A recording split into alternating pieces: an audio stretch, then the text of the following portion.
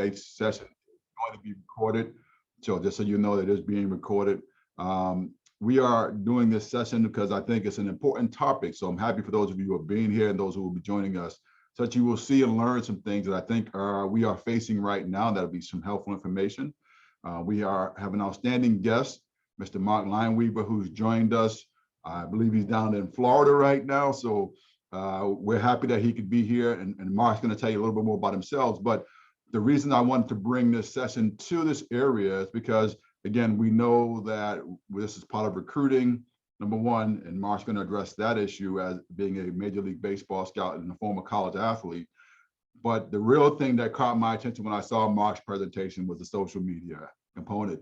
And God knows we've seen enough incidences where young people have put something on social media, and adults, not realizing the long-term consequences of that. And Mark's done a great job of explaining that in one of the sessions that I attended. So without further ado, I want to bring in Mr. Mark Leinweaver and welcome Mark as our guest. And again, as people coming in, I will let them in. I'll be monitoring that. So Mark, welcome to Randolph. It's my pleasure to have you here. And for those who will be watching this recording later on, I'm sure there'll be people who want to see this recording. Welcome again to Randolph.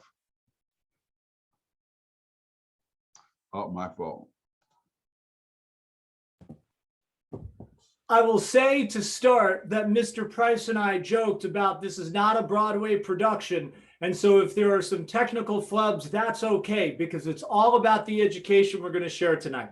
First and foremost, thank you to you, Mr. Price, to the Randolph School District. This is a bit of a homecoming for me because I'm a Stonehill College graduate, and I'm remarkably proud of that. And the one thing that I want to make very clear is I know we had to try to find a time. We had to try to make this convenient for everyone. The reality is, whether there is 500 people on this or 5 people on this, for those of you who have logged in to invest in this education, to prove to your son, prove to your daughter, prove to your athletic director, your coaches, your superintendent, your principals, your coaches on the side, your private instructors, that you don't know it all and that you truly want to invest in a further education about how the real world spins, I tip my cap to you, because I give this message all over the country, over 100 school districts across 10 states, completely on the side from my full-time job as a major league agent,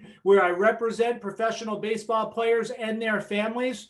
And I can't tell you how many people that claim to know it all. And it is those individuals who frankly aren't here tonight, and I have no problem calling them out, who think they know it all. There's always going to be an exception to the rule with a valid excuse. It's part of the reason why Mr. Price and I decided, let's record this for those individuals. But I want to start by tipping my cap and applauding the efforts of every one of you who joined us tonight. Now, let's go through about 3 or 4 minutes of housekeeping. We will then talk about recruiting, and then really the bread and butter, the X's and O's of character, social media, leadership in volunteering, and certainly the anti-bullying epidemic. We are here tonight because you do not have to look far down the road. I'm going to use Hingham as an example of what happened there. Audibling plays using racial slurs. Literally, they are using anti-Semitic slurs to change plays at the line of scrimmage, not just this season, but for long over a decade. Many of you probably saw that story locally, covered by NBC Boston. It's that type of behavior that is not just putting the student in jeopardy or the coach in jeopardy or the athletic director and the staff and the administration in jeopardy. Mom and dad, you are the parent of the student participating in that behavior. And when I tell you we are all on the same side of the rope, we are all pulling from the proverbial same side of the rope. The same education that I share with major league players making millions of dollars and their families, because oftentimes I notice it's the family who is the absent-minded one and putting that individual in danger, in peril. That's why we're here tonight. And for Mr. Price and the school district to know that the time was right to do this. Randolph is literally the first district in all of Eastern Massachusetts to commit to this program. Now, one last housekeeping point. I mentioned that I'm a sports agent. You're probably wondering if I represent any Red Sox players. Left-handed pitcher Josh Taylor, who set a record this year for relievers coming out, scoreless inning streak. I represent Josh. I'm sure many of the students would recognize that name, but for the moms and dads, I also represent Keith Folk.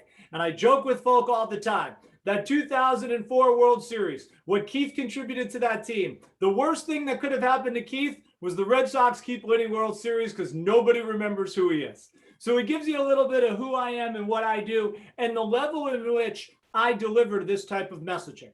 So let's go to the one sheet of who is and why Mark, please, Mr. Price. We're going to go pretty quickly.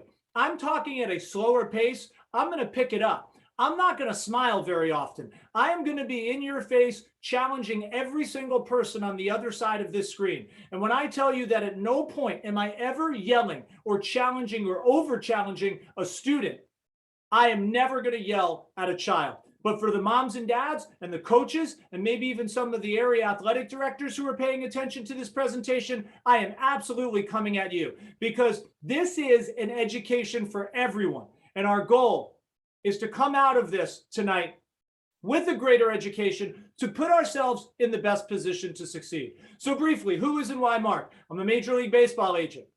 Over 20 years in sports, not just at the professional level, but at the college level and the amateur level. And it's not just in baseball, because I deal with people in basketball, football, auto racing, hockey, golf, tennis, swimming, track. I deal with everybody.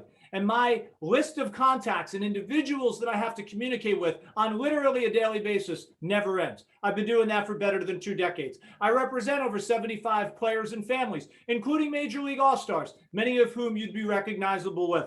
The fact that I'm from Westchester County, New York, I always put that down because it's really no different than being outside of Boston. Okay, New York, Connecticut, Massachusetts, Rhode Island, New Hampshire, I don't care. It's all about the same landscape. It's about the same academically. It's certainly about the same athletically. We're not talking about athletes that are from Southern California or Texas or Georgia. Okay, the people that play high school athletics in Westchester County, New York, just outside of New York City, is not a whole lot different than those of you that are outside of Boston. So I bring that up because we're kind of from the same cloth, right? We're cut from the same proverbial cloth. And then for me, look, I worked at Dunkin' Donuts while I was at Stonehill College. I'm a proud graduate of a school that's in the shadows of Randolph. I remember 123 and 138 and Route 24. All right. And not only was Stonehill giving me an opportunity to be a 4-year starter and a team captain my senior year, I know that the positive impact it made on me, that decision, not just on the field, but off it. And this is a place where I will slow down a bit and give you a little bit of light here. I know so many of you, you're locked in. I'm talking to the student athletes. You're locked in and playing at the next level. Your goal for years has been to play in college. I get that. But you also have to challenge yourself to be open-minded to say, what else am I going to get out of this 4-year experience beyond just athletics? And mom and dad, that's where you come in, because we're rushing off to showcases and we're just chasing any college that tells us we can play or start as a sophomore, but we're ignoring all of the other key components that a college decision-making goes into. You're going to have an opportunity, hopefully, to play at the next level. And it's going to be beyond just on the field, on the court, in the pool, on the track. It is going to be individuals that will become friends, your teammates, friends for life. Those coaches will be surrogate parents. They will be a part of your life, celebrations, weddings, births. I'm not talking about for the next 4 years. I'm talking about individuals that will be part of your tribe for the next 40.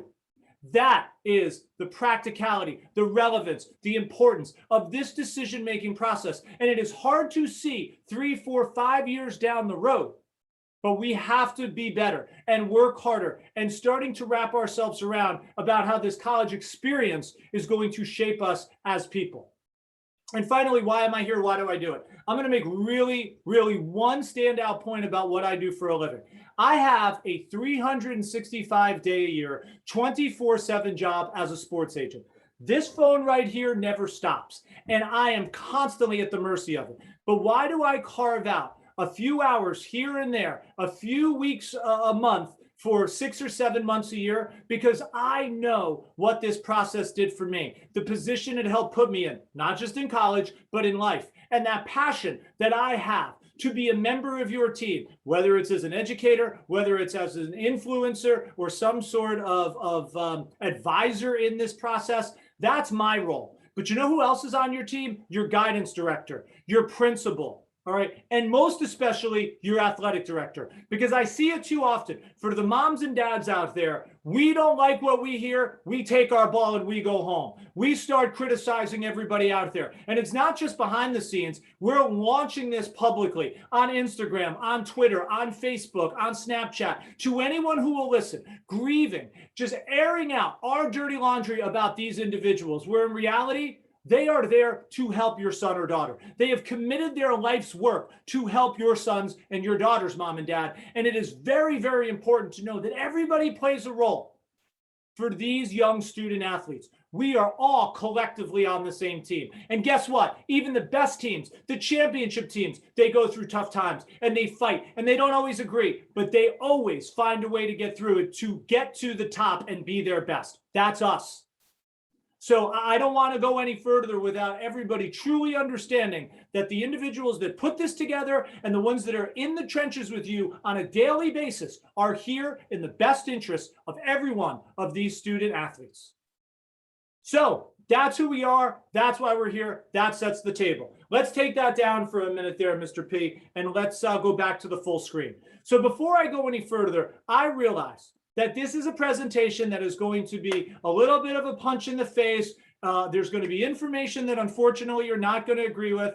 I'm going to assure you that so much of what I'm telling you is not my opinion. It is facts. These facts come from all of those individuals that I have met and talked to over the last 20 years, because I'm a lot like a country singer.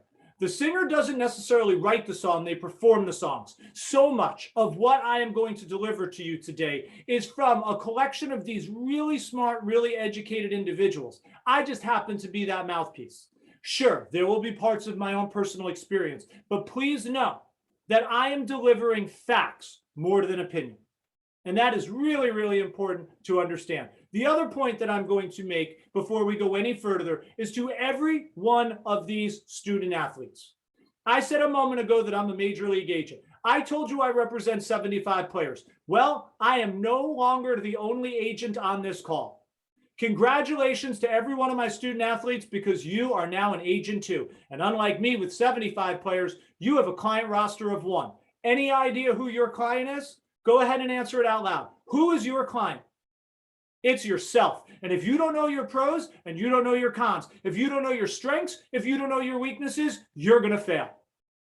It is not Mr. Price's job to do this for you. It's not your guidance director's job to do this for you. It's not your coach or your special advisor. It's certainly not mom and dad's. It is the job of the student athlete to take control of this process. And the number one person throughout it all, from the very first call to the moment you're on that college campus, that these college coaches want to hear from is the student athlete.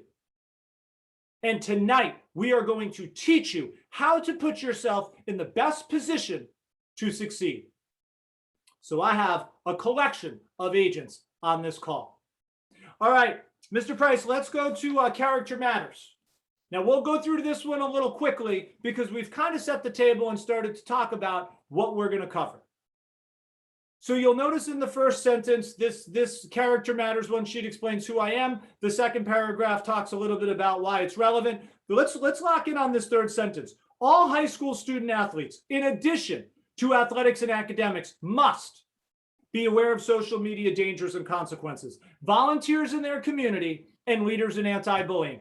These are job prerequisites. Okay, this comes with the territory of being a student athlete.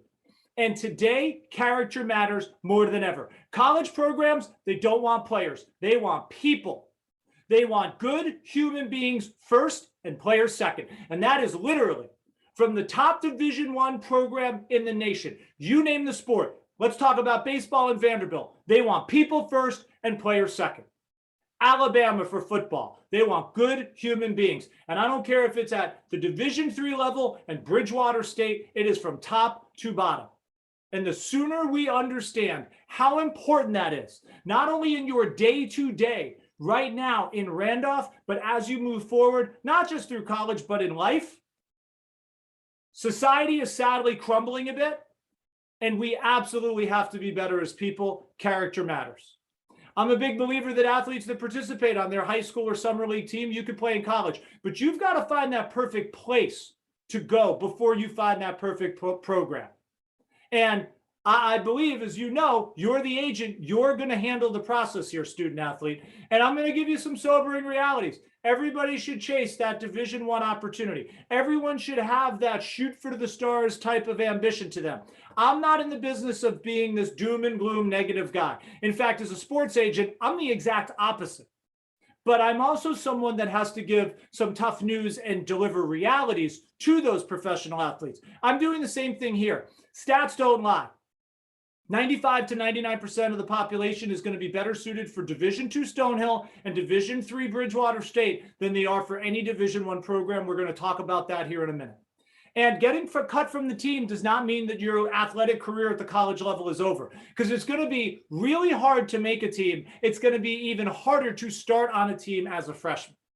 And the truth is, should you get cut because the ball didn't bounce your way, because you were completely overmatched athletically, because you happened to get hurt, because there was some sort of junior college transfer who played the same position and took your spot, you have a choice. And you could go knock on the coach's door the day after you get cut, tell them how much the program means to you, how you want to be involved. And albeit you might be a non-roster type of personnel type of player, you know, you're the person that sets up the cones, helps with practice, hands out the meal money, helps coordinate travel schedules, whatever. But that coach is going to give you a chance to be involved in that program. And when you come back a year from now, bigger, faster, stronger, and smarter as a sophomore, they're going to reward you with a spot on the team. And so you didn't play all 4 years. You weren't going to play that much as a freshman. I'm telling you right now. So you're going to play 3 of the 4 years. That's a choice that every student athlete, should they be faced with it, can make. And there is an opportunity there. This isn't this, I got to transfer, blame everyone else, take zero accountability to the process. Mom and dad just, you know, burning through $50,000, $60,000, $70,000 because there's no refunds when you transfer. You could be faced with that. And I'm telling you right now, there's a silver lining to, God forbid that were to happen, to still give you a chance to be involved with that program, where again, you have friends, teammates, surrogate parents, coaches, and that structure to your life remains in place. And finally, this presentation, it's not about being prepared for college athletics. I'm a big, big believer that what we're going to talk about for the next 35 minutes about being prepared for life. All right, so let's take down that one sheet and let's go back full screen before we go to the D1 percentages. Now, they say the stats don't lie. We know that statistics will determine who makes the team and who gets cut, who plays, who sits the bench, who gets all league, all section, all state, and who gets honorable mention. The stats don't lie. But for some reason, when I share these next wave of statistics, nobody wants to believe them. Everybody wants to be convinced that they're an exception to the rule, that they are D1 material. And oh, by the way, they're Division I or bust. They feel that if they don't make it Division I level, that they're just going to roll on to the Division II Stonehills and the Division III Bridgewater States of the world, and I'll just show up and play. So now let's go to the Division I statistics, because I'm going to give you some really sobering information. And again, it's not doom or gloom. It's not like I'm some guy that doesn't smile. I have a great personality, but this is serious stuff, and I'm just trying to deliver an education. Here are the percentages of high school student athletes who are on a spot on a men's or women's Division I team. Less than 3% for football, water polo, field hockey, lacrosse, golf, swimming, track, soccer, and cross country. Less than 2% for baseball, softball, and tennis, and less than 1% for basketball, wrestling, and volleyball. Now, if you notice, I throw in ice hockey there, you get the highest percentage at 5%, but these percentages reflect just making the team. So you go play soccer at Hartford. You're the person that never sees the field. You're basically a Division I practice player there to make the scholarship player starters better. So you get no time on the field ever as a freshman or a sophomore. You get some blowout garbage time as a junior, and they give you a token start as a senior. Those are the percentages that I'm describing at the Division I level. I'm not talking scholarship, because when I'm referring to scholarship, those percentages cut in half. And yet somehow, some way, too many people in your community, throughout Massachusetts, heck, across the country, they believe that they are 100% convinced that they are part of this 1 to 3%. And when I tell you that every single Division I college coach, regardless of sport, regardless of gender, knows who the premier Division I players are, they do. The world has changed. And if you haven't gotten the phone call, the email, the legit invitation to be recruited to their campus, not the $500 come to my camp at UConn, that ain't being recruited by a D1. The actual recruiting visit. If you're not getting those calls as a freshman or a sophomore, then reality is you probably fit into the Division II, Division III category. And guess what? There's nothing wrong with that, because at the end of the day, talent plays. And if you are talented enough, they will discover you. I don't care how many showcases you go to. To me, that is a waste of time. And we'll talk about those in a little bit, but we are not maximizing those to the degree they should be maximized. These are realities. These are facts. They do not lie. Let's go back to the full screen so I can try to make everybody feel a little bit better. I am not here to doom and gloom. I am here to give you realities. I am here to give you statistical facts. And what I will tell you is that there are going to be people that are part of that D1, 1 to 3%, regardless of sport. But there is a huge difference between going to, let's say, Marist College in Poughkeepsie and going to Mississippi. There's a huge difference between going to Siena College and Syracuse, Iona and Indiana. That is across the board, because the Division I level of athletic competition, tremendously different, despite them both being athletically scholarship programs. The where you live, Indiana, is going to look a whole lot different than New Rochelle, New York. These are realities. So what we're about to talk about is not exclusive to the D2, D3 player. It is cut for everyone, including the D1 player who needs to go through this process, even with scholarship money on the line, looking at the realities of what that college experience and beyond is going to offer. I'm going to give you the most sobering statistic you'll hear all night, and then I'm going to teach you how you take command of this process and be in charge of it. There are 130,000 high school seniors playing baseball from coast to coast, from you out in Massachusetts all the way to where I'm located in Southern California. And of that 130,000 high school senior baseball playing population, 9,800 of them will go on to play as a freshman at a four-year college. That's Division I, N2, N3, and NAIA combined. We are talking about 7.5% of the entire population will go from being a high school senior to a college freshman. And baseball, which has the highest probability of success. That's why I chose it. So I just gave you a bunch of sports in both men's and women's programs, and the statistical realities of playing at the D2, D3, NAIA level are less than 7.5%. So the next time we want to scoff at being better than Bentley or better than Salem State or Bridgewater or you name the school, you might want to think again, because I am here to tell you that your most incredible, outstanding athletic accomplishment to your young life, for all of my student athlete agents out there, the most successful part of your athletic career to date will be being the worst Division III player on the worst Division III team in America. Because you are going to be an 18-year-old doe-eyed freshman up against 20 and 21-year-old men and women adults who are going to go out and look to destroy you. They're not going to be beat by a freshman. It is going to be the biggest athletic jump of your life. I don't care if you started on varsity as an 8th grader. And there is nothing out there that can prepare you for that. So again, let's be open-minded. Let's continue to shoot for the stars, whether they are Division I or not, but let's be very aware that every single Division II, Division III, and NAIA program is going to be terribly, remarkably challenging, difficult to make. Facts, not opinion. Now, as we transition, before we get to our next slide, I want to just give you a little bit of what I believe is common sense. Now, when you are targeting a school, too often I hear moms and dads having conversations with their sons or daughters after the game, like, what happened when the ball went through your legs? Or why did you miss that? Or how did you shoot wide? Instead of things like, what size of school would you like to go to in college? How far from home would you like to be? What type of majors or minors might you want to consider taking? You know, what are your real interests outside of sports and academics? Like, you know, are you more of a ski and a snowboarder? You like the colder weather, or do you like warmer weather? I'm not saying Miami, Florida, but, you know, maybe down toward Baltimore or Washington, where, you know, the spring cherry blossoms, the spring in Baltimore is going to start much sooner than the spring in Burlington, Vermont. I don't see enough people having qualified conversations that frankly, they need to walk into their guidance director's office prepared to have. So, I spoke last night on something completely different up in Tallahassee. I spoke at Florida State, and I spoke to about 150 students about being a sports agent. And I spoke in a lecture hall that had 200 seats in it. 200 seats.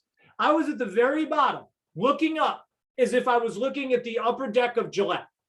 And how many of you, mom and dad, how many of you have actually had a conversation to have your 15, 16, 17-year-old adolescent child wrap themselves around? Do they want to learn, not for 4 days or 4 weeks or 4 months, but for 4 years?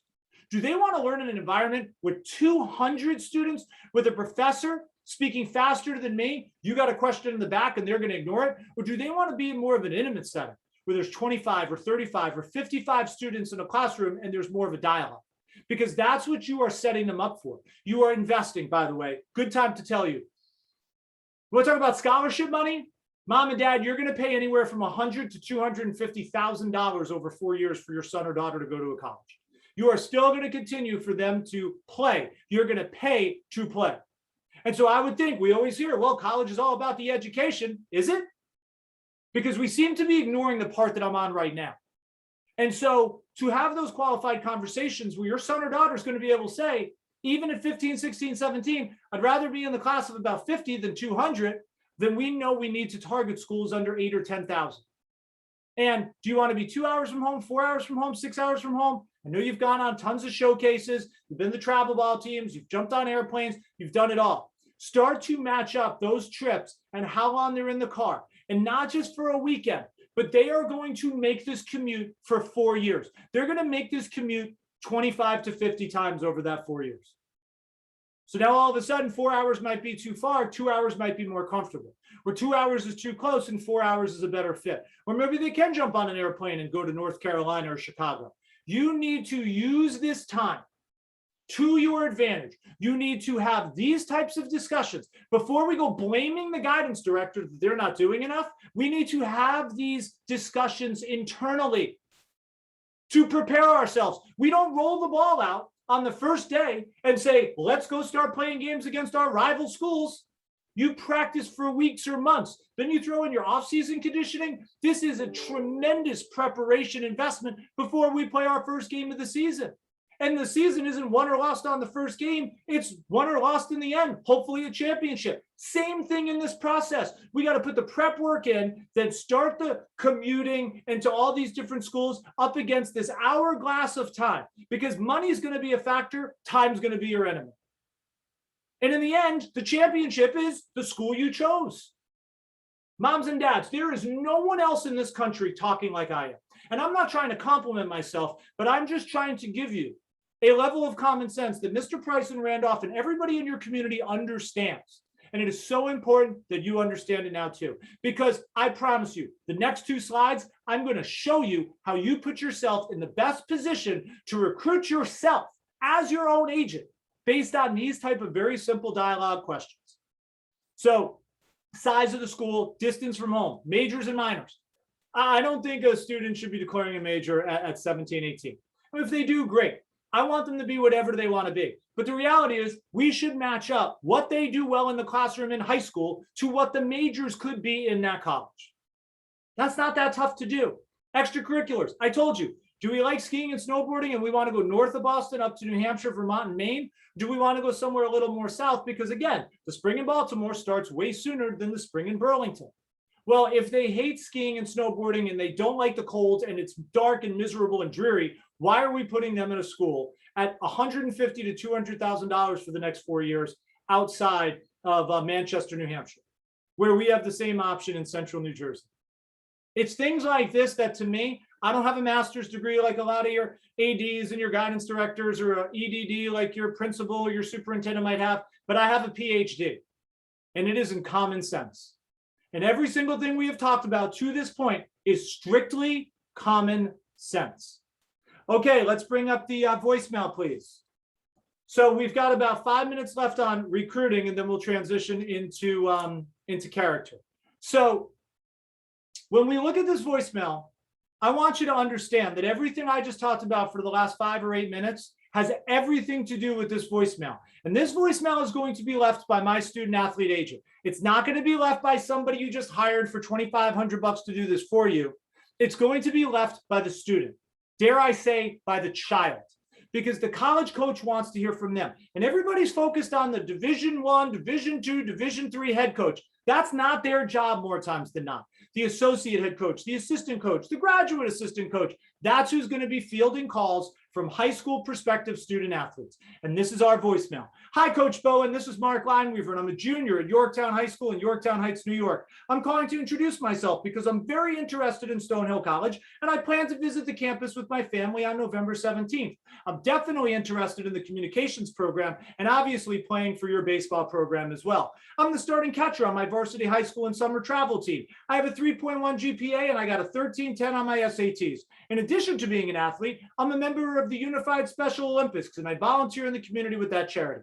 I appreciate that you are very busy with your own team, but I did want to reach out directly and let you know my sincere interest in Stonehill College and meeting you personally on my visit to campus. Again, this is Mark Leinweaver, and my cell phone number is, thanks, Coach. I look forward to hearing from you soon. Mr. Price, can you please give me back the full screen? There is not one student in that school that can leave that voicemail. Could they, with practice and preparation? Absolutely. But there's not one person, there's not one agent that can represent themselves and call that coach and leave that message. Not one. And partially that is our fault as adults and what society has created. But the reality is we are in a world of no excuses anymore. You know, we got time to make TikTok videos and play video games, but we don't have time to practice that voicemail because we want to go play at the next college level. I'm telling you, you have to put this onus, this responsibility on yourself, but we don't want to take the time to do that.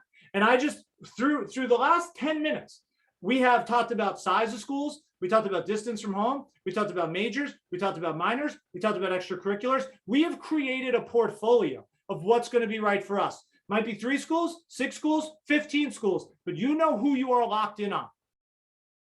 And that's when you go to your guidance director for help. That's when you go to your athletic director for help. But it is still the job of the student athlete to pick up the phone and leave that voicemail. And you're not just calling that head coach. I told you, associate head coach, assistant coach, graduate assistant coach. You call them all. And when they don't call back, you call again. Why? Because mom and dad, here's the most sobering reality you're going to hear as it relates to college and college athletics. Your student can go to any college that they get accepted into, and you can afford it.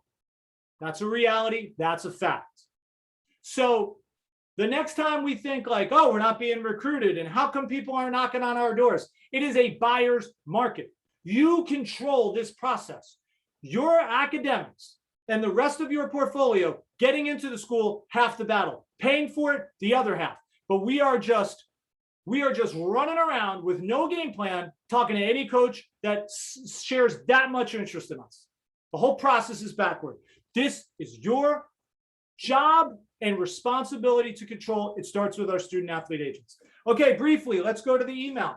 I'm not even going to read this. I'm going to point out one sentence because we just left the voicemails and we called 3-4 schools and 3 or 4 coaches at each school in the program. And then we're going to follow up with this email where the subject line is going to say my message to immediately separate ourselves because that coach has 3 dozen voicemails in his mailbox or in her mailbox that are coming from these third-party solicitors who are telling you, give me $2,500 and I'll find a place for you to go play. Coach doesn't want to talk to that guy. Coach wants to talk to the agent, wants to hear from the agent. Agent's going to send an email, my voicemail with my name and my graduation year and my date of visit. And they're going to send this email to follow up on that voicemail. And the first sentence says it all. I also left you a voicemail on your office line.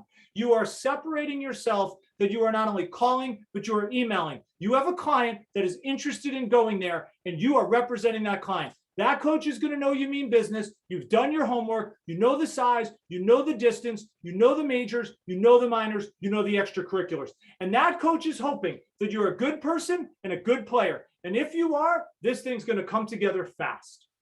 Let's take down that one sheet. Now, I'm going to breeze quickly through some points that we don't have on the screen, but this is just my PhD in common sense.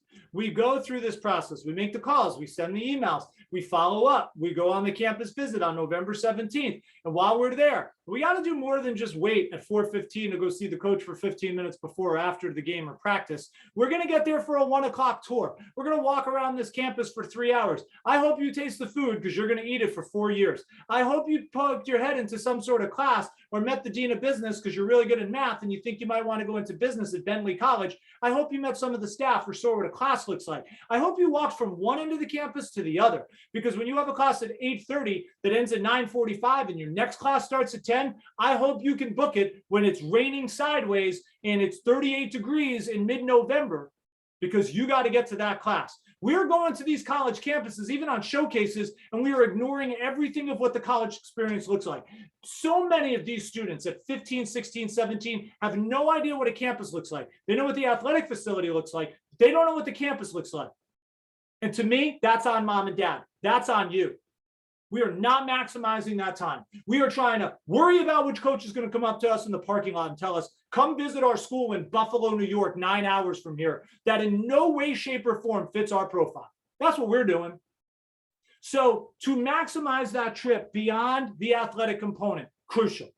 Doing some prep work on the coach we're going to call, the coach we're going to meet, the coach we're going to email. They've got Instagram. They've got LinkedIn's. How about we try to shrink the world? Is there a connectivity to Randolph, to Boston? Is there someone from the conference that plays there now that you played against? I don't care what it is. Try to find some commonality so you can make it a personal conversation, not just a business conversation. After the meeting, you're going to send the email. You're going to send the text, but write a handwritten thank you note. You're sending one to Uncle Fred or Aunt Blanche at the holidays when they give you some gift you don't want. Well, how about writing it to the coach you want to go play for? Again, common sense. And then to me, this is where you can really separate yourself as we start to transition into character. Every one of these programs, Stonehill, we had this thing called Into the Streets. Now, granted, this was 25 years ago, but I know they still do it. And they would get involved in Brockton, go into the community, help out, clean up, do whatever. These programs, they're going to help with special needs, inner city, adaptive sports, animal rescue, whatever. Do your homework to see what they do, because they might match up to some things that are of interest to you. You want to get a coach's attention. You want to get a college's attention. Find commonality off the field. That's recruiting yourself. That's being your own agent. That's putting yourself in a position to succeed. And the last part I would say is, I am coming at you through this screen. Eye contact, posture, handshake, all seemingly absent among these young adults, mom and dad. You sit in that coach's office, you're across from their desk, mask on. This is your first real life, real world job interview for all my student athlete agents. The ability to keep a conversation, looking them in the eye, talking about things that have nothing to do with on the field, having good posture, firm handshake. I will tell you this right now. You are not going to make any college team in that first meeting sitting in their office going through this process. But I can assure you, I will make this 110% promise declaration right now. Depending upon how you handle that meeting on behalf of your client, you can get cut from that team before you even leave that office. That is a fact. And only you, the agent and client, can determine your level of preparation and how you handle yourself in that meeting. All right, let's go to questions and then we'll wrap this up. So I'm going to breeze through these. Now, this is probably a good time to tell you that every one of these materials that we are sharing, Mr. Price has, and he can share them with you, whether he wants to email them or you want to just ask individually or whatever. But part of what I have done with Mr. Price and Randolph and the school district and everybody that signed off on this is given you full permission to A, record it, and B, have access to this material.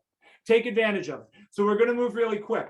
When we go on this college campus visit, here are some questions that a college coach might ask when you're in that meeting. And it's not going to always be about on the field. So here we go. What might you want to study in college? Seems like a reasonable question. What are your interests outside of sports and academics? We kind of started to cover that. Look, in a 24-hour day, you're going to spend maybe 5 hours on a field. You're going to spend maybe 5 hours in a classroom. By the way, that classroom, they're going to be 60, 70, 75-minute lecture halls that are going to be 2 or 3 times a day, 2 or 3 times a week, and then a lab or something supplementing it. These young men and women, mom and dad, you're used to 43-minute algebra that you're texting or taping an app through. This academic jump is going to be off the charts, something they have never, ever, ever seen, while they're trying to make friends and adjust to a campus and an environment that has thousands of strangers hours away from home. And oh, by the way, they're trying to compete against 21-year-old men and women. That's what they're in for. Nobody's having that discussion. That's what you're in for. So what are your interests? Because the 5 hours on the field and the 5 hours in the classroom, I'm going to let every one of these students sleep for 10 hours. Okay? There's still 4 hours left in the day where you're not sleeping and you're not on a field and you're not in a class. What are you doing with those 4 hours? And I really hope it's not making TikTok videos and playing video games. They're going to ask you these kinds of questions. All right? Why is playing in college important to you? Here's the hardest question. What aspect of your game needs improvement? We can all talk about what we do well. We're all the own president of our own fan club. What do you need to work on? Where's the deficiency in your game? What aspect of your game needs improvement? These are coaches that are going to take freshmen and develop them eventually into seniors. You better be able to answer that question. And by the way, don't answer every single question with I or start every sentence with I. How about we? I'm a team player. What we do as a team. What we do as a program. What type of person are you? Describe yourself. The people in Burlington, Vermont are going to look a lot different than the people in Baltimore or Buffalo. And finally, how would you make our team better when you're not on the field? I told you it's going to be really, really hard to play and start as a freshman. Are you the kind of person that's going to be locked in on the bench, trying to help the team win? Or are you going to be screwing around with your phone? You're going to sneak it out of your bag. You're texting your friends. You're checking out Instagram. You got your head in the stands. You're waving to your buddies. Which player are you? They're going to ask you this. And mom and dad, here we go. Hope you're ready. This is your time to shine. Do you have organized study hall? Will there be an academic advisor to monitor the progress? This is not Division I Alabama under Nick Saban. This is going to be Division II and Division III, where the student athlete is going to be expected to control themselves, to control their own destiny, to balance their schedule. So when the bus leaves Stonehill College at 11:30 to play a 3:30 game 2.5 hours away, and you miss 2 classes in the afternoon, and oh, by the way, get there, play that 3:30 game, get absolutely destroyed, get blown away, blown out, to get back on a bus and travel 3 more hours, and you get home at 10 o'clock and you have an 8:30 class, and you haven't studied for it because you have a test in the morning or you haven't written the 8-page paper. That's what it's going to look like. And when I was a freshman at Stonehill College, we played 41 games. We went 4-37. We were the worst team in all of Division II baseball. That is what Division II baseball looked like for me while you were missing class and while you were trying to balance a life. To be on the worst Division II team in the nation. I'm very proud to say they're good and the school's really good. And I'm pretty sure I wouldn't make the team today. And I'm more certain that I wouldn't even get accepted into the college today. So it's kind of cool to say I went to Stonehill and played there and was a captain. Anyway, back to our questions. Do you allow students to offset costs, work study? What if it conflicts with the season? What if it conflicts with practice or conditioning or whatever? Not everyone's going to have this full scholarship from mom and dad. We're going to need jobs. Where does the coach stand on that? How much class time is missed due to road and travel games? Describe the campus life. What about internships? Because you're going to need an internship to graduate. If the internship matches up with the same season as your sport, that's going to be a problem. Let's not wait till we're on campus as a student. How about we get a head start? We ask these questions to the coaches now. Let's take down that one sheet and let's turn the page, because I will be honest, I am a little bit over where I should be at this point in the presentation. So I appreciate your patience. We're going to go a little bit into overtime, just to warn you in advance.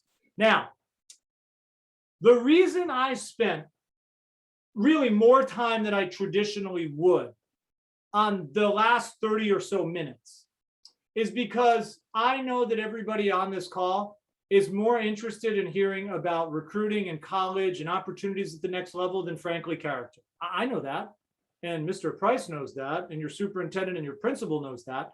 But everything I just talked to, all of the work we have in front of us, everything you've committed for the last 2, 4, 6, 8, 10 years, whether it's the travel ball, the private instructors, the equipment, the sacrifices, every single aspect of everything you've committed to try to get to that next level can 1,000,000% disappear in the blink of an eye if our character is compromised. If we are a complete knucklehead, not only are you not going to play in college, I will argue you might not even be going to college. And I'm a big, don't show, right? Don't just show me as just the examples. I'm going to give you real life, real world. You can Google them, look them up, watch the news stories to see how serious I am and how realistic what we're about to cover actually is. So can you please bring up the core of character one sheet, Mr. Price? I referenced it earlier. Core of character. Here we go. Dangers of social media. Okay. The number one part to me as it relates to character today, very different than 10, 15, 20 years ago, mom and dad, when we were going through the process. The social media dangers and consequences of what not to say and do. We'll talk about volunteering in the community, special needs, inner city, animal rescue. I would add adaptive sports, which is wheelchair athletics, to that. How we need to be better human beings, contribute more to society and volunteering. And finally, anti-bullying. It is our job as student athletes to lead on and off the field, not follow. It is your role as an athlete. And guess what? I unfortunately understand that too many of these student athletes out there are getting bullied, and by their own teammates. How we address and overcome if you're getting bullied. That's what we're going to talk about with character. And like I said, none of what we just discussed is going to matter at all if we are not buttoned up and aware that our core of character matters more than ever. Okay, let's take down that. Let's go back to the full screen and let's talk about social media dangers and consequences. I'm going to start you off with a couple of hypotheticals. First one, we're big Nipsey Hussle, Post Malone, Kendrick Lamar, you name the rap artist. And it's that song, it just dropped on iTunes. We're super into it. We take to Instagram, we take to Snapchat, we take to social media, we post out about it. We take a little verse from the song lyric, we put it out into the community. That verse, that song lyric has the N-word. I don't care what race you are, what gender you are. The moment you use that N-word term in the real life, real world of society, that is not going to be construed as the organic thought of the artist and the album they just dropped. It is going to circle back to you as you being a racist. I referenced Hingham and the anti-Semitic slurs. You are going to be classified as a racist the moment you decide to post out on social media anything like that. I'll give you another example. You're down playing, making a TikTok video, everyone's dancing around, acting a fool, and someone from the back yells, "This is so gay." Well, I can assure you that person is not describing the happy-go-lucky time everyone's having. You know exactly how that term was being used. That is a homophobic slur. And as if it wasn't bad enough to be the racist, you are now a homophobe. And mom and dad, it is not just about your son or your daughter. Because when your son and your daughter are being classified as the racist homophobe, you are the parent of the racist homophobe. Then Mr. Price and his athletic department, well, they really have a homophobic and racist kind of, society over there. That's their culture. And now Randolph school districts is being classified as such. And if you think I'm exaggerating, go watch the news coverage of Hingham and see how the football coach was fired and the athletic director was fired and the superintendent had to launch a 10-year investigation. And that's how Hingham's always going to be remembered, at least for a while. And those student athletes will suffer from the behavior that they were a part of and no one stepped up to try to solve. I'm just giving you hypotheticals. I'm just taking them out of thin air. Well, let me read you a little something here that was covered on Fox News and CNN. It was written about in the New York Post and the New York Times. The reason I point that out is because it was covered by everyone, as extreme as those type of media outlets are, but this is as right down the middle as coverage as I've ever seen. A female freshman high school student in Virginia sent a private Snapchat to a friend where she used a racial slur. The video was then circulated and saved by another student who was a male African American. The female student said that the word she used in the Snapchat was, quote, "in all the songs we listened to," end quote. Does that sound familiar from my hypothetical ripped out of thin air example? What she said in the Snapchat to her friend, remember, Snapchat's supposed to be private, right? Not supposed to be circulated. What she said in that Snapchat to her friend was, quote, "I can drive, N-word." It wasn't until her senior year, that's 3 years later, somebody sat on this for 3 years. After she was accepted into the University of Tennessee and onto its national cheer team, that the post reemerged. And when that female student went to Instagram to voice her support of the BLM movement following the George Floyd protests, that African-American student who had saved that original video from 3 years earlier, well, you know what he did? He took that original Snapchat and he put it on TikTok and he put it on Instagram and he put it on Twitter and he called her out for her hypocritical and racist behavior. And that led to thousands upon thousands of students nationwide calling out the female student for her use of the N-word. Just wasn't in her little town in Virginia, nationwide. You know what it did? It resulted in public pressure on the University of Tennessee. First, her spot on the team, you know, the national cheer team that she spent 2 decades trying to get to, that was revoked. And then the college gave the student and the family an ultimatum. You're either going to withdraw or we're going to rescind our offer of admission. She withdrew. And now she's 19 years old and she still lives at home with mom and dad. And her mother said that the entire experience, quote, vaporized 12 years of her daughter's hard work and unfortunately is going to affect her for the rest of her life, end quote. If you think that any of those initial examples that I were given was just ripped out of thin air and unrealistic, then you are basically lining up to be the next female freshman student in this example from Virginia who lost it all based on one Snapchat from 3 years prior using a racial slur.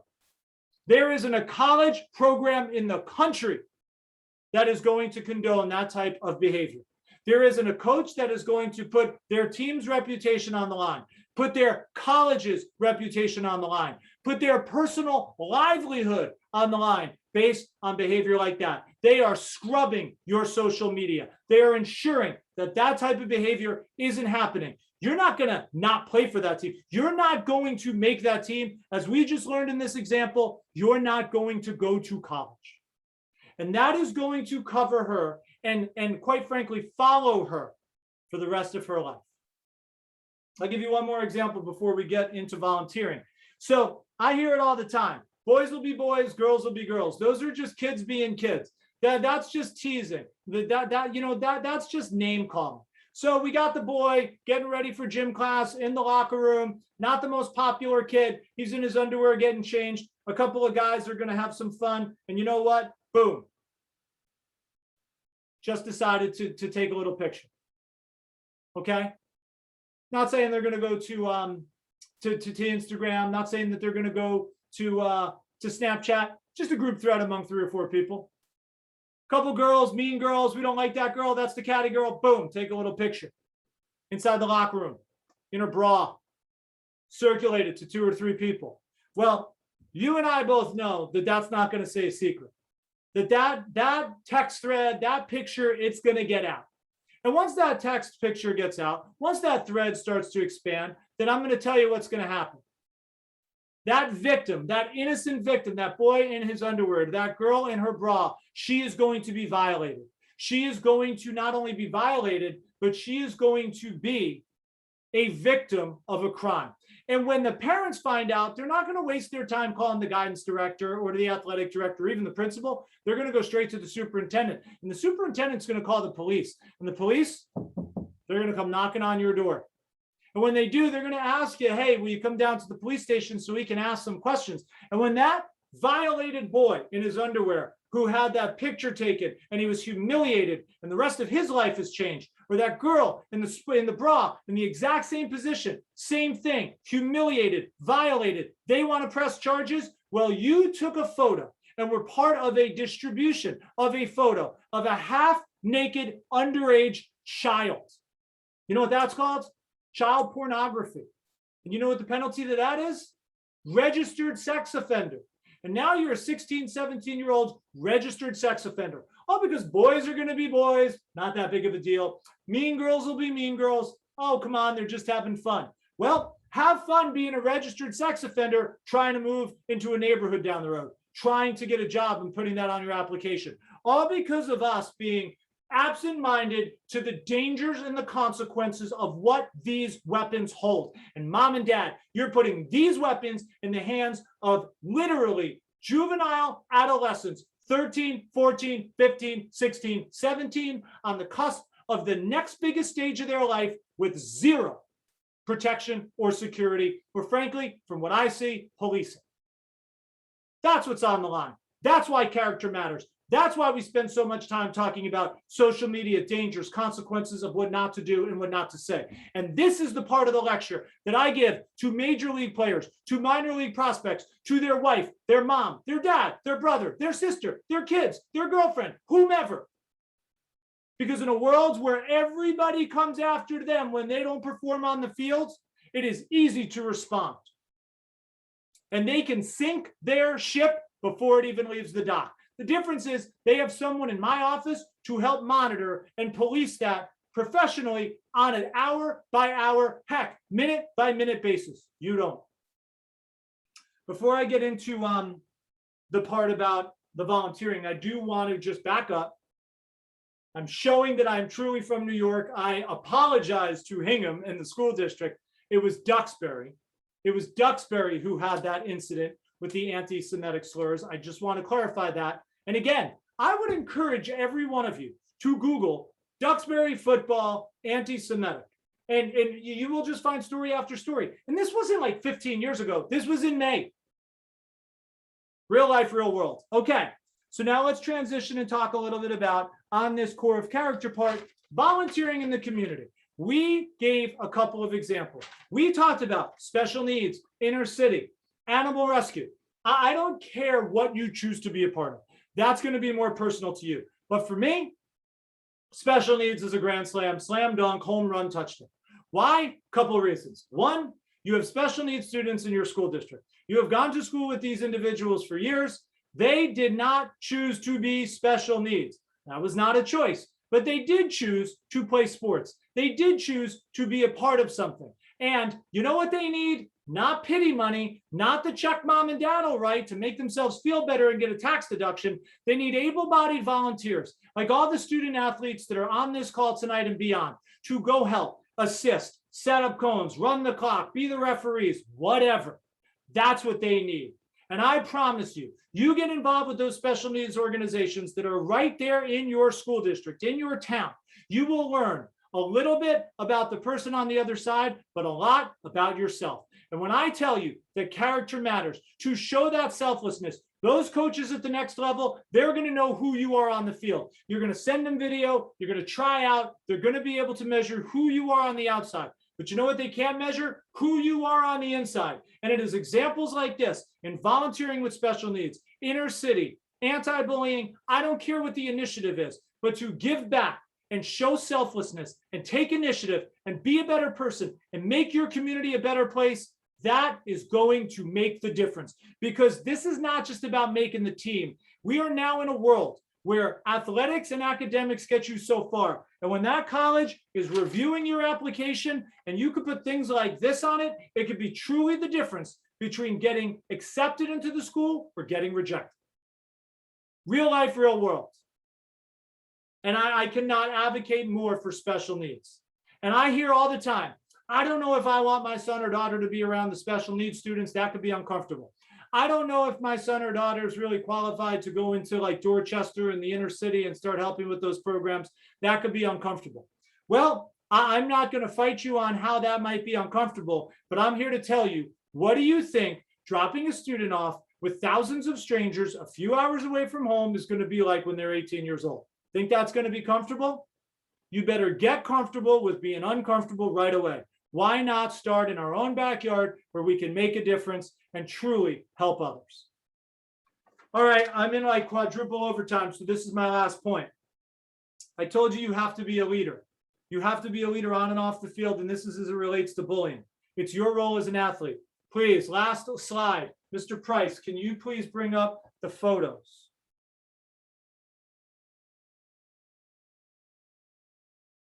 Now we take a look at these pictures. I want every single student athlete, heck, I want every single parent to take a look at these pictures, and I want you to describe this student. I'm not saying you'd say it. I want you to describe if this student was walking down the hallways of your school, the person 3 lockers down, the real smart aleck on your team. How would this kid be described? I'll fill in the blanks for you. Fat, dork, loser, geek, 4 eyes, unathletic, whatever. That boy hears it all. That girl hears it all. Hears it every single day. Not just in high school, not just in middle school, sadly, all the way down to elementary school. It is not teasing. It is not name calling. It's bullying. And it is an epidemic. Mr. Price, can I have the full screen? When I tell you that it is your job as a student athlete to protect that very kid who is being bullied, that is your role. You want that kid to come to your game, cheer you on in the stands, high five you when you're walking down the hallway? Well, guess what? You can walk down the hallway with that student. It's not that hard. You could sit in the cafeteria with them for 15, 20, 30 minutes. Not that hard. You could say hello to them when you run into them at the sub shop on a Friday night. Ask them how their week was. It is not that difficult. It is your job as a leader to protect that kid who is being bullied. You're picking up strangers, your opponent, your arch rival on the field, on the court, helping them up, giving a little tap to them on the backside, but we're absolutely abusing the kid that lives 5 houses down that you've known for 9 years? Absolutely not. You need to be a leader. You need to step up. You need to be in charge of this. And I don't care if it's the cool, hip captain who's doing the bullying. Your job is to intervene. And I'm going to tell you right now, remember those 20 and 21-year-old men and women adults, the ones that are bigger and faster and stronger and smarter than you, that are going to be more athletic, that are going to be kind of really looking to shove it to you on the athletic side, on the fields? Well, I'm going to tell you right now, they're going to tease you, they're going to haze you, they're going to bully you. And you're going to be an 18-year-old doe-eyed freshman on that campus, hours away from home with thousands of strangers and no real friends. And you're going to wonder, why is this happening to me? Well, maybe you should think back to how you treated people in Randolph when you had a chance to step up and be a leader and protect those who were being bullied. Because it's called karma. And it's real. And now's a really good time to learn about how that can play out. And I will conclude on this. I know that too many of you, whether you're on this call or going to watch it later, you're victims of bullying. You are the ones being bullied. And again, sadly, by your own teammates, by the cool kids, by the people you grew up with. And I realize that's challenging. And when I tell you that there are 2 things, you have 2 key characteristics that a bully cannot penetrate through. One is confidence. That's one. Confidence is huge. Courage is the other. And I know you have both. Why? You're an athlete. I know you have confidence. You better have confidence if you're an athlete. I know you have courage. Same thing. You got to have courage to be an athlete. So you have them already. You have those gifts. You have those key characteristics. There is not a bully on the planet that can penetrate your courage and your confidence. It will become your Teflon. It is not for the next few years through high school. It is through college. It is frankly through life. You have something inside that is special. I challenge you to figure it out, because once you know what it is, you are going to use that as your calling card through life. And that courage and that confidence with that gift is going to make you impenetrable. And that is going to be a game changer. And the reason that I can speak with so much confidence and tell you that it is about that courage and that confidence and finding that gift is because that fat, dork, loser, geek has been talking to you for the last hour. That is me in those photos. It is not how you start, it is where you finish. And I am living proof that the bully does not have to define who you are or what you will become. It is up to you to decide the path, the journey you want to go on. But that starts tonight with your courage and your confidence. I will tell you, as it relates to bullying, it is not enough for just student athletes to try to tackle this. Student athletes, parents, coaches, administrators, athletic directors, everyone in this community has to commit to stop being part of the problem and 110% be the solution. I went into triple overtime. I want to just remind everyone that I come at you hot, that I can't tell you how much I appreciate this. And I want you to know that as harsh as I might sound and as challenging as I might be to every one of these parents, I know your level of commitment, mom and dad. I know the sacrifices you make with the travel ball and working the concession stands and the money and everything that goes with what you do in the best interest of your son or daughter. I really know that. Your coaches know that. Your athletic directors know that. But you know who I'm not sure knows that? Your son and your daughter. So for every one of my student athletes, every one of my agents, if you are next to your mom or your dad and both, say thank you, because they deserve it. They've earned it, and you are thanking them for everything they've done to this point, and you have no idea how much more they will be doing that you should be thanking them down the road. I thank you. I thank Mr. Price. I thank Randolph. And with that, I truly appreciate the opportunity. Stay safe, be well, and Mr. Price, back to you. Great. Mark, thank you once again for coming on and sharing that information with us. Really appreciate it. To those who joined us, we'll be wrapping up, but I hope that you found this hour really beneficial. And for those of you who will be watching this on video, this information is helpful, it's useful, and it's a timely subject right now. So please feel free to share this video. We want this information to get out. We don't want to keep it to ourselves. We want to share this with our peers, our colleagues, people who couldn't make it tonight, because what Mark has shared is really, it speaks to the heart of who you are when he talks about character. Yes, we all want to be recruited. I was once too a former college athlete. I remember going through this process, but I wish I had had somebody who would have explained it to me the way Mark did. It would have saved me a lot of headaches and time of how to communicate with the coach, how to get myself, how to market myself, instead of waiting for somebody to do it for me. So I thank all of my athletes who are joining us this afternoon, and for those of you who watch it, and the coaches who are here, and everybody else, thank you all for being here this evening. Mark, great job as always. I appreciate what you did for us tonight. Thank you, Mr. Price. I appreciate you as well.